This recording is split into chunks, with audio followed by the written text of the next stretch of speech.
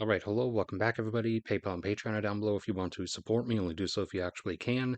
So for the first time in a while, I'm doing a general update on various lake and reservoir water levels around the US, as drought conditions are starting to creep back into some regions. On the short-term drought map, that is, since the ones that you often see here are more on the 365-day record keep. Starting off with the Great Salt Lake in Utah, which was looking to become an issue, or actually already was, as its levels were pretty low, and the amount of exposed lake bed area was dangerously high. Dangerous in the Great Salt Lake's case, because it is a salt lake, so when all the water disappears that quickly, a lot of that salt is deposited quickly and loosely on the now exposed lake bed, and then blows off in the wind into the farm fields in the surrounding agricultural land, which is, not beneficial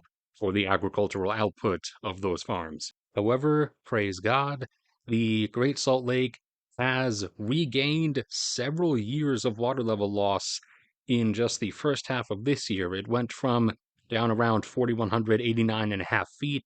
That's elevation feet because the US lake system measures the lake level by how high above sea level the water is, not by the depth of the lake. So the Great Salt Lake was down to 4,189.5 or so elevation feet, whereas it would be effectively empty at, I think, around 4,180, and it would be completely full, or at least the entire lake bed would be covered if the water level was back up to around 4,210, as the Great Salt Lake is really shallow overall. And over the first half of this year, it regains 2.5 feet of water level up to 4,192 elevation feet. However, because as you can see, drought conditions are creeping in to the region, it has stalled. However, it has thankfully only stalled for the moment, whereas in past years it was perpetually going down. Then, down along the Colorado River, you have Lake Mead and Lake Powell, the two major reservoirs along the river, who, as opposed to just providing water to their surrounding area, their actual job or purpose is to release excess water to flow down the Colorado River and keep its flow rate at a desirable level whenever it otherwise would not be.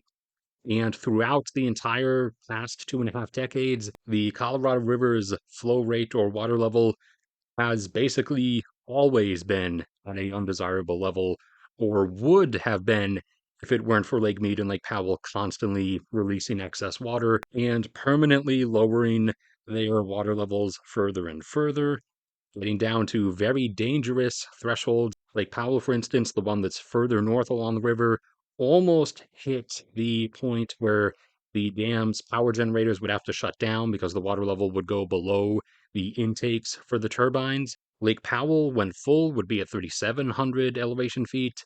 The point at which the turbines would have to shut off would be at about 3,490, and it almost got down to that level a couple of years back. However, a couple of years of enormous amounts of rainfall, and particularly snowfall over the winters, which then obviously melted, boosted Lake Powell back up to around 3,600 elevation feet.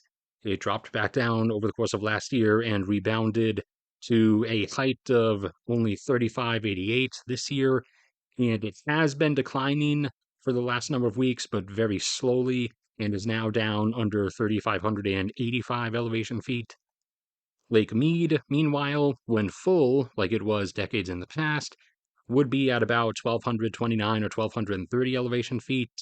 The point at which its turbines would have to shut off would be at 950, and the point at which water could no longer be released or extracted from it would be at about 890. And keep in mind, for lakes and reservoirs, the further down you go, the quicker you will lose water level each consecutive year, because they are flooded canyons, so they get more and more narrow the further down you go. So Lake Mead at its highest point this year was at 1,077 elevation feet, and dropped down to the 1060s and stalled for a little bit. However, it's resumed going down just at a slower pace and is now down to around 1,061 elevation feet. And over in California, most of the reservoirs did refill, and though at first glance, if you look at a map, you'll see the larger of these reservoirs are located away from the populated areas of California. However, they release their water into a connected canal and aqueduct system that then carries and distributes it throughout the rest of the state. And also, Southern California gets a huge chunk of its water piped over from the Colorado River, which is why Lake Powell and Lake Mead have to constantly release water to keep the Colorado River's water level at a desirable level. But as for reservoirs within California, the biggest one, Lake Shasta, we filled almost up to full.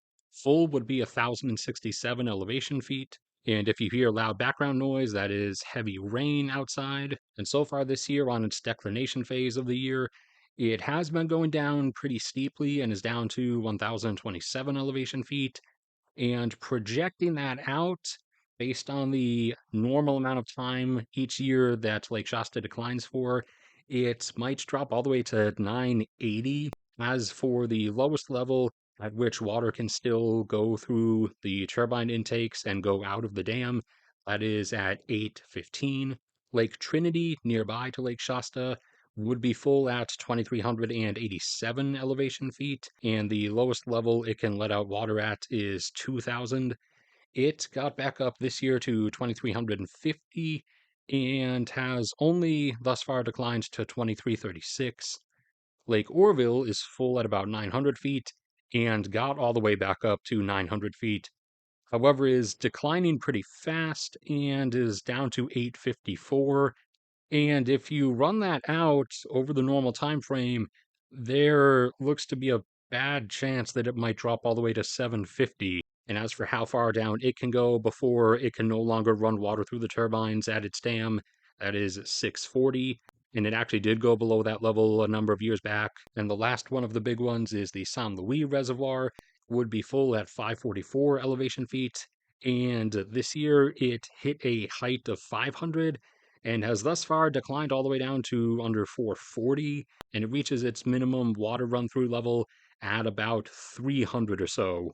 So that's it for the quick run through of some of the major US reservoirs water levels and current trends. Thank you everybody for sticking around and listening. Like if you enjoyed, subscribe if you haven't already. You can support me through a PayPal or Patreon if you want to. Those links are down there, just only do so if you actually can. An enormous thanks to you if you do, obviously. There's also a link in the description to a free-to-access Google Drive with docs containing all kinds of graphs, data compilations, charts, everything. A link to my cat's channel will also be in the top pinned comment as well. May God bless and protect all of you, and I will see you all around next time.